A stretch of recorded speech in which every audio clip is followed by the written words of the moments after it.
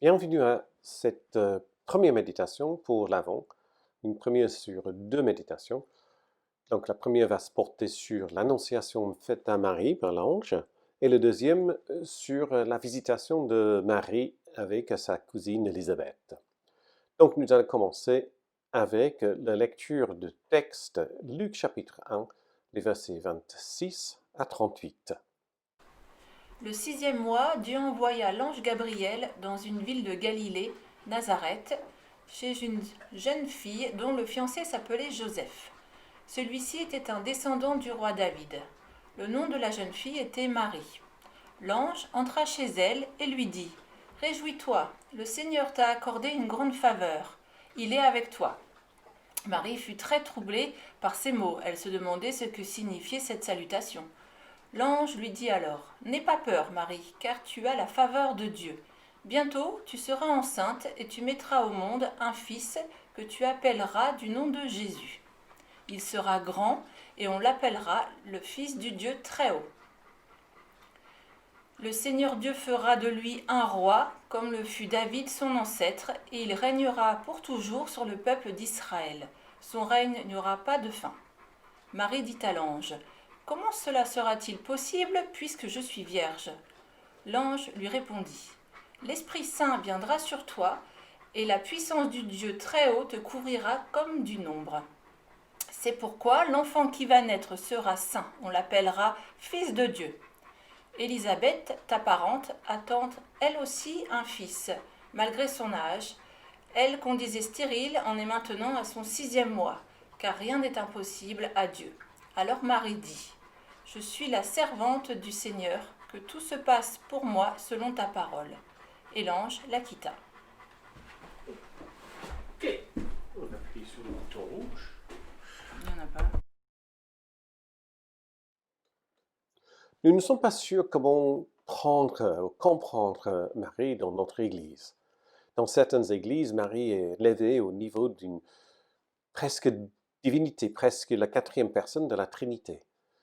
Ces trois portraits illustrent bien sa position dans la hiérarchie céleste. Donc la première qui montre Marie vraiment au ciel et la deuxième qui montre cette vue d'en bas comme si elle était bien élevée au-dessus de nous. Au point que plusieurs théologiens de Moyen Âge parlaient d'une quaternité, pas une trinité, mais une quaternité.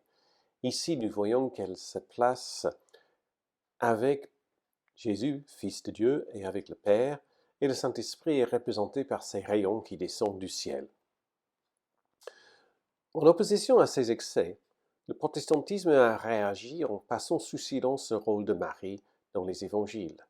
Nous parlons beaucoup plus facilement de Saint Luc, Saint Jean, Saint Matthieu, Saint Marc, etc., mais plus difficilement de Sainte Marie.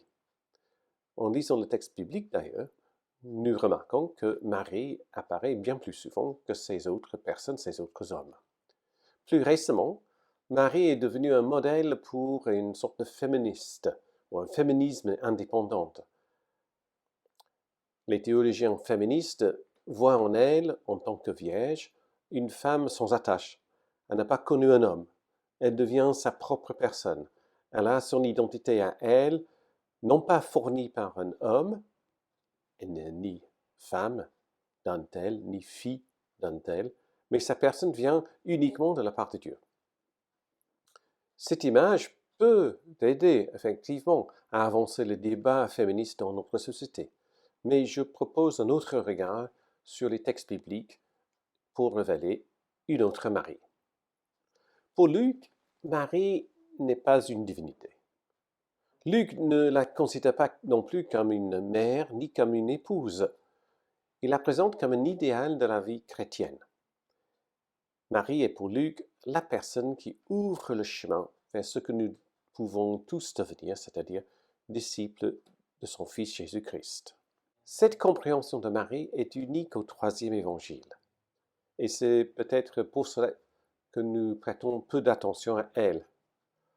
Si nous n'avions que l'évangile de Marc, par exemple, nous aurons une image de Marie comme une mère qui s'inquiète pour la santé mentale de son fils et qui arrive avec ses frères et sœurs pour le ramener à la maison. Son image n'est guère mieux dans l'évangile de Matthieu, quoique ici, elle est présente aussi au tombeau vide. Jean, dans son évangile, ne la nomme pas, et Paul, dans toutes ses lettres, ne la mentionne jamais. C'est Luc alors qui nous donne le portrait le plus complet de cette femme. Ces paroles face à l'ange dans le passage que nous venons de lire et entendre, qui me soit faite selon ta parole, sont en écho avec les paroles de son fils dans le jardin de Gethsémani, non pas ma volonté, mais que la tienne soit faite. Dans les deux cas, la réponse à Dieu est présentée comme une confiance et une obéissance. Luc, chapitre 1, versets 26 à 38, est similaire de plusieurs passages dans le Premier Testament qui racontent la naissance miraculeuse des enfants. Nous pensons tout de suite à Isaac et Samson peut-être. Dans les trois récits, il y a une insistance sur la personne qui va venir. Pour Jésus, Luc nous dit, il sera le Très-Haut, il recevra le trône de David, il régnera sur Israël, comme si la femme n'est qu'une récipient, une sorte de moyen ou un passage. Mais nous pouvons entendre ce texte différemment qui reproduit d'autres récits dans le Premier Testament. Les récits non pas de la naissance, mais de l'appel de Dieu. Ici, le regard est focalisé plus sur Marie que sur Jésus. C'est elle que l'ange vient voir. C'est elle qui doit donner son consentement. C'est elle qui doit porter la promesse secrètement dans son cœur et c'est elle qui doit la mettre au monde. Luc la considère dans le rôle d'un sorte de prophète ou un avant-coureur et Jésus est le résultat de sa confiance et de son obéissance à la parole de Dieu qui agit dans elle. Et Luc la décrit comme spéciale aux yeux de Dieu. Toi, à qui une grâce était faite, ou toi, qui as la faveur de Dieu. En verset 42, Luc écrit « Tu es bénie parmi les femmes ». Et Luc veut que nous sachions pourquoi elle a la faveur de Dieu et pourquoi elle est bénie. Nous apprenons cela de la bouche d'Élisabeth, qui dit « Tu as cru à l'accomplissement de ce qui était dit par la part du Seigneur ».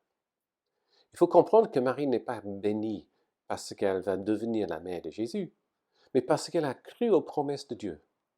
Donc, la bénédiction qui revient à Marie reste pas avec elle, mais pour nous tous. Nous ne pouvons pas tous être la mère de Jésus, ça c'est clair, mais nous pouvons tous croire en la parole de Dieu.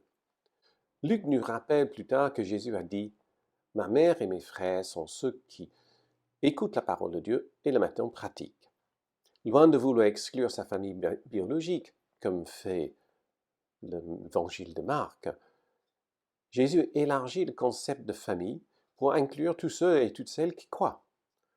Et Luc, dans son évangile, ne nous laisse pas entendre que sa propre famille ne croyait pas en lui.